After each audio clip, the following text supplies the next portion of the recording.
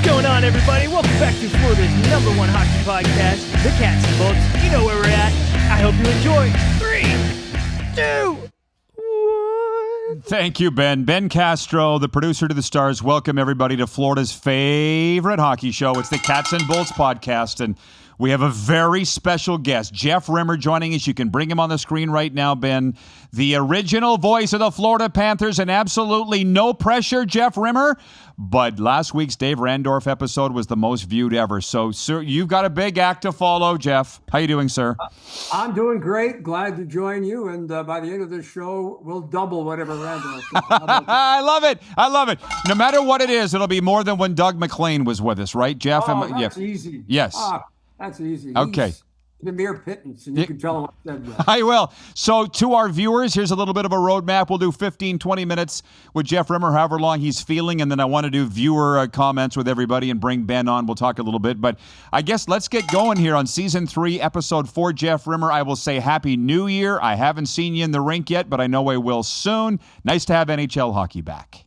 Absolutely, and I'll be there tomorrow night as the Blue Jackets take on the Penguins. I would love to go on Saturday to see Vegas, who may very well be the best team in all of hockey, but unfortunately the previous commitment, so I'll not be there on Saturday night. But looking forward tomorrow to see the Penguins, and I'll get a chance to go downstairs and talk to a few of the players. Most notably, want to spend some time with the great one, Sid Crosby, and boy, he is now the, I guess, the biggest point getter in franchise history, passing the former owner in Mario Lemieux. It is going to be a great night in American Bank Arena Thursday with the Penguins in town. And a great one on Saturday, you're right, when the Vegas Golden Knights come to town. I guess I'm trying to go in order here, and people can write in with your questions on YouTube Live right now. We're doing a live stream here if you have questions for Jeff Rimmer, but I guess I'll try and go in reverse chronological order. The Panthers snapped a 4-game losing streak with a 4-3 win in Boston on Monday night. Wonderful tribute to Brad Marchand, Jeff. What did you think of the job the Bruins did? Well deserved, and it's interesting watching the ESPN telecast interviewing Marchand after the game, and they asked him now in retrospect, how does he feel about moving? Would he have preferred a different outcome? And he talked in terms of maybe he and the Bruins playing a different tact prior to the departure. But all said and done, winning a Stanley Cup, having his kids there with him to witness just the tremendous run by the Panthers in the playoffs, and here in South Florida, capturing the imagination of everybody. It was a win-win. And I'll tell you, I was surprised how emotional he got. Yeah. I expected him to be emotional, but not to that extent. 16 years, Jeff. You're a softie. I got choked up, and I don't really care. But here's the one thing. There's a lot of Bruins fans, as you know, down here. You still live here, and you worked here for so long with the Panthers. They're texting me going, why couldn't we keep him? Yeah. I think maybe you've heard that from Bruins fans. Why is he not still in Boston? Well, they couldn't come to a contract agreement. The Bruins obviously wanted to keep him, but the two could not get to a contract. And certainly the hit was made last night by Marchand on national television saying, hey, maybe I should have been a little bit different, and likely would have concluded his career there. So certainly that went a long way. But guess what? Boston's loss was the Florida Panthers and South Florida's gain. And what a difference he made to that hockey team. Hey, they were Stanley Cup champions the year before. But for me, last year's Cup was an even better conquest, knowing just, for me, how much better they played in last year's Stanley Cup playoffs. Whoa. Why? Why do you think that? I just thought Bennett was more zoomed in. I thought Bobrovsky was sensational. Not that he wasn't good the previous Cup. And I thought that Marchand certainly made a difference. And Tkachuk, hey, coming back from the injury, able to play in the playoffs. They didn't even know if he was going to be able to play in the playoffs. Of course, now he's on the shelf, but he'll be back. And he'll be back prior to the Olympics in Italy in February. So look for him. I think you can circle the date sometime in December. I know Bill Zito, the general manager, certainly indicated that. They're kind of keeping things iffy, but knowing Tkachuk, knowing the family, guaranteed he'll play well before the Olympics and be a big part of Team USA. You know, there is one thing really burning on me. I got a lot of questions for you, and the viewers will as well. Hi, Ben. Hi, Joshua. If you have questions for Jeff Rimmer, the original voice of the Panthers, fire them my way. But I got to say this, Jeff. I've been here 5 years now, and when the Panthers, had they lost 4 in a row 5 years ago, I don't think anybody around here would have even noticed. Exactly. Right. I can't imagine what it was like 30 years ago when you started this thing. If 5 years ago they didn't know, what was it like then? I can't imagine. Excuse me. Hold on a second here. We were something. We almost made the playoffs in that inaugural season. Okay. Remember that? In fact, just a little tale out of school. I was doing the Washington Capitol road games, and I did 30 of the 33 regular season games. They only televised 33 games that first season. I did 30 of them. And guess what? They almost made the playoffs, and I had David Poyle call me into his office, general manager of the Washington Capitals at the time, and say, okay, Jeff, whose games are you going to do in the playoffs, ours or Florida's? Because it looked like both teams were going to make the playoffs. I hedged my bets. I said, don't worry, I'll be there for the Capitals. Of course, I was hoping that the Panthers would make the Stanley Cup playoffs, and it would be. I would tell them in the end, I'm doing Florida Panthers hockey. But Roger Nielsen's team, a valiant effort to make the playoffs. They fell short. I did the Capitals playoff games, and of course, the rest was history. Then, 96, we went to the Stanley Cup final against Colorado. John Van Beesbroek stood on his head through the playoffs, much like Bobrovsky. So hold on. When I left in 2004, there were some lean years, but we did have those first few years when we not only made the playoffs, save for that inaugural season, but we're a team to be reckoned with in South Florida. So what you're telling me is you just got to win here. Oh, in any sport. Look at the Dolphins. Oh, speaking of the Marlins and the Dolphins, excuse me while I put on my cap here. Yeah. Okay, Blue Jays. Let's play ball. Yes, baby. Canadians will be cheering for them, no doubt. Oh, yeah. Anyway, if you want to be supported in South Florida for any of the sports, you've got to win. And the big reason why there are so many transients here from New York, Chicago, Los Angeles, and Montreal, Toronto, when those teams play in those lean years, they'd fill up the arena in Sunrise with Leaf fans or Canadians fans or even Ottawa Senators fans. Now, if you win, you get the fans. And of course, these fans here in South Florida, let us not sell them short. They are all in on the Panthers, and so they should be, in my opinion. Yeah, well, so I have this like my sixth question for you, but I'm going to ask you now. Columbus plays Florida. Who is Jeff Rimmer cheering for? Well, guess what? I was a Columbus Blue Jacket broadcaster for 20 years. I certainly have a place in my heart. I'll always be a Florida Panther fan, but I'm on the air calling a Blue Jacket game. You better believe I'll give it that little extra, knowing that the Blue Jackets scored a goal against the Florida Panthers. Okay. But one of my best friends on that team, and I got a great story to tell you, Sergei Bobrovsky and I became very close with his time spent in Columbus, and I love seeing him win back-to-back Stanley Cups. And I'll tell you, the kid Tarasov, and we saw him in Columbus, if he stays healthy, and when he gets the torch passed to him, he's an excellent Russian goaltender, and wouldn't that be a story? Back-to-back Russian goaltenders leading the Florida Panthers down the road to Stanley Cups, the ultimate prize. Baby Bob, they're calling him. Okay, producer Ben, he's not going to sit back here resting on his laurels. Ben reads viewer comments. Benny, let him rip from the top. Oh, yeah, we got some here. So we got Ben Cobb. Say, what's up, Ben? Rod, are you coming to the Iceplex Friday? That's a definite probably, yes. Awesome, I love it. Josh Dorr, what's going on, Rod? Joshua Dorr, definitely. The Panthers arena was empty until they started winning. Same, Joshua Dorr. Actually, these are all from Joshua Dorr.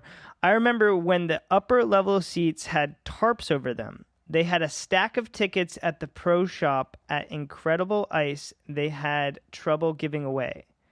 Yeah, and he says Tarasov looks good. So, yeah, everybody, if you want your comments read by Ben, write into the chat, and questions for Jeff Rimmer are awesome. Right, great job, Ben. You even got the name right, Tarasov. We always joke, Jeff, he doesn't usually get the names right. Barkov last week wasn't that hard. But speaking of Jeff Rimmer. Yes. With the injuries, it's a common question around here. What are the chances of a three-peat? Well, I think watching Barkov just days after his surgery, to me, he looked like he might be well back ahead of schedule. That's just my observation watching him at the Miami Heat practice. As I said, Kachuk, he'll be back. Kulikov, he's out for several months, but again, there's something to play for, and these guys will be back. You know that with these players today, these athletes today, plus the medical profession such as it is, yeah, you can say it's going to be a 5 or 6 month injury, and you won't see that player until 5 or 6 months down the road.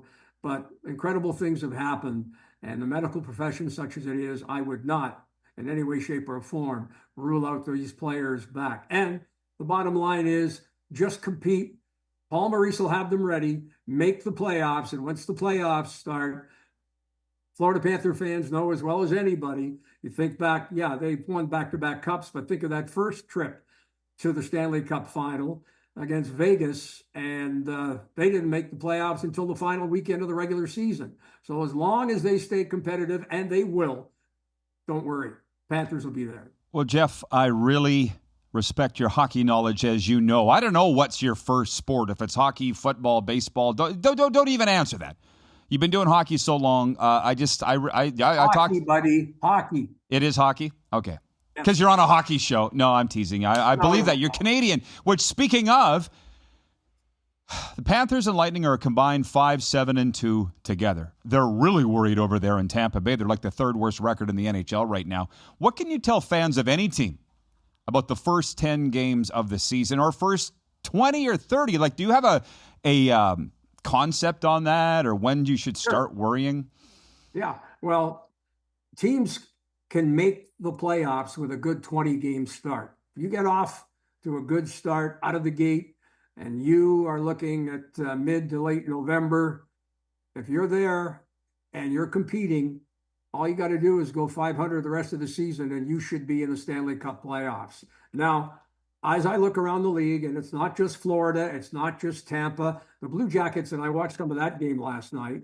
Look at Florida, Dallas, who played the Blue Jackets last night. They're off to a terrible start. They looked awful last night. They didn't compete, and Rantanen, their big acquisition late last season, looked like an average hockey player out there. They have, for me, one of the premier teams in the league. They've all of a sudden lost 3 in a row. Are they missing Jamie Benn, their captain, that much? Their goaltender is not playing anywhere near the level that he played. Of course, it cost the coach his job last spring, but their early exit from the playoffs. But Ottinger, he is just for me, he is not anywhere near the form that he should be. So I'm looking around the league, and there's several more teams. We can pretty well run down the list that are underperforming. Vancouver, I expected more from them. I watched a couple of their games. They're not anywhere near where they should be. So, teams are going to get off to a slow start. But on the flip side, as I started to say, if you have a good 20 games, you can pretty well count yourself in as far as the playoffs are concerned. Sure. Well, the Flames have lost 6 in a row. And that's, I don't know if you consider Calgary your hometown. I think you do. They're very, very worried there. You talk about a good first 20 games. What about a bad first 20 games? At what point do you go, we're done, and we start selling off? Yeah, for sure. And Craig Conroy, who's in the last year of his contract as general manager, he's got to be worried there. They went younger. They're not getting any kind of production from the former Panther. Huberdeau, who just played his first game the other night, he'll make a difference there, but they're in a bit of a hole there right now. And hey, we talk about teams struggling. Go north to Edmonton. Who expected the Oilers to start the way they have? They're going to have to pick up their socks. I wouldn't say Connor McDavid looks disinterested, but I can tell you he looks far from happy just watching his body language in the early games the Oilers have played. What do you think about his contract, by the way? 2 years, $12.5 million. No raise from what he's currently making in his last year, and just a 2-year deal. Put his money where his mouth is. And I'll tell you, he could have got a lot more. I think that he said this will allow the team to get to the cap with some extra money to get a player or two, and not just a player, but a key player, someone that's going to have an impact on the hockey team. So, hey, I'm not surprised that Connor McDavid did it, but again, just showing the kind of person that he really, really is. He wants to win a cup for Edmonton. He'd like to win 2 cups for Edmonton. That door might close. I'm not impressed with that team. They should have upgraded their goaltending. I'm not too happy that the Oilers, another one of the towns that I lived in for 5 years when they were the WHA Oilers. I don't think that unless they make a couple of moves, and that includes a goaltender, I don't know if they're going to be capable of getting to the promised land that Connor McDavid wants them at. Not easy to do, to get to the Stanley Cup final. You know, they've done it twice, lost twice. I guess I do have it written. And by the way, Ben, don't worry about the last comment from Brent. I'm not even going to get you to try and say Lorostrainen. I can't even say it. So just hang on. I'll get to it on your behalf. But do you have a Stanley Cup final pick? I said Winnipeg, Carolina. And even people in Winnipeg said, what? Nobody picks us for anything. But I legitimately said Winnipeg, Carolina, and I'm sticking with that for now. That's your Western Canadian roots coming through. Yeah, probably. I like Winnipeg, and I want to see them win. They got to win one of these years, don't they? Well, they do. I don't know if it's going to be this year. For me, Vegas, Colorado. It'll be a fight between those two. And Colorado's the best team that I've seen so far. As I said, I'd love to see Vegas Saturday night, but it doesn't look like I'm going to get to that game for previous commitment.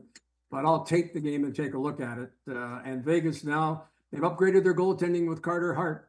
I've been told that Carter Hart has been working out for a couple of months in Nashville, and he's been working on his game. Didn't really play too well in his last stop in Philadelphia at the end, but I think the entire court case was hanging over his head. But he's certainly capable, and I don't know this for fact, but the goalie guru, Mitch Korn, who may be the best goaltending coach in the National Hockey League, I wouldn't be surprised if Carter Hart was working in the offseason with Mitch Korn working on his game. And he's the best, and he can break it down.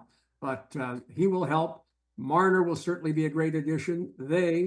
Marner and Eichel will make magic. I like Colorado. I watched them play a game here, I guess it was late last week, and they looked impressive. And I think McKinnon is certainly on a mission. He has been for a couple of years. Can they get back to the Stanley Cup final? We'll see. I'm going to come back to these comments in a second once Jeff Rimmer adjourns, the original voice of the Panthers. Brent in Wellington, Florida says, was anyone else as happy to see the Marchand, Lorostrainen, and Lundell line back together? And Rod, we all know why last week's episode was the most watched. LOL. Brent was also on the show with us last week with Dave Randorf. Kelly writes in, she says, I was happy to see that Marchie, Loas, and Lundy line back together. Ricochet writes in, he says, hey, Rod from Honduras. Hey, Ricochet, glad to have you joining us. Thanks for making appointment viewing, a Panther fan. But so, yeah, I was with you on the Colorado thing, but they lost last night to Utah. And a fun question, Jeff, that I've never asked you is, what was your favorite all-time road city? Being a good, God-loving, clean-living soul that you are, I'm sure Salt Lake City would have been a lot of fun for a guy like you. Never got to Salt Lake City. I know, but of the ones you did, what was your favorite road city? Well, I was born in Toronto. Of course, went to school in Calgary, high school and college. I enjoy the Canadian cities, any Canadian city. And then I know you asked for one.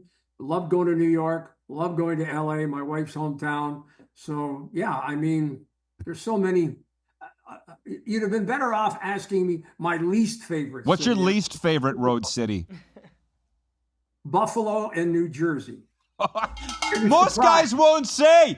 I'll give you credit for having the balls to say it. I guess it doesn't matter. You're retired now. You can say whatever the hell you want. Most guys wouldn't say. I enjoyed the people in Buffalo. Great hockey fans. I despise New Jersey. They've told me there's some great suburbs where the players live. Scott Stevens, former Washington Capital, New Jersey Devil. Scott and I are pretty good friends. Scott said, Jeff, you have no idea what it's like in the suburbs where we live. My family's growing up. He and his wife, great people. Hey, I got to tell you, I never saw one part of New Jersey that I liked, and it stunk. So how about that? I did not expect that to come out of you today. Well, the other thing is, Doug Plagans was on here, the current radio guy of the Panthers, and he said his favorite road rink atmosphere is Montreal, and second favorite is Calgary. But I would think Toronto-Montreal on a Saturday night would be hard to beat. Doesn't get any better. And I worked in the old farm. I spent 7 years in Montreal doing pre and post for the Canadians, and it is an event, even if it's not Saturday night and hockey night in Canada, during the week. It was the place to be. I used to do the pre and the post from the Mise au Jeu, which is the restaurant in the old forum. And anybody, former players, Hall of Famers, Jean Beliveau would walk in and sit down and get him to come on with me for a few minutes. I mean, it was great. Montreal, Toronto, but any Canadian city. And I guess I'm partial because I am Canadian, now U.S. citizen, but I am born and raised in Toronto and Calgary, and then worked in Edmonton. So, hey, I've got many hometowns and proud of it. Yeah, and they're very proud of you. Well, listen, I'm not going to keep you much longer. As I said, Kelly writes in, she says, New Jersey is beautiful. She's from the Garden State, but she's down here. She's been down here a long time. She says pretty much day one Panther fan. So I want to go back to that with you, Jeff. You know, again, when I got here 5 years ago, it was an argument. Who would be the next retired Panthers uniform? That was 5 years ago, because right now it's Torrey and Huizinga and Lou. The next one's not that hard, right? It's Barkey. Well, Barkey's going to be around for a while. Is there a retired Panther that deserves some recognition? All right, give me the list now. You've got Torrey, Huizinga, and Luongo.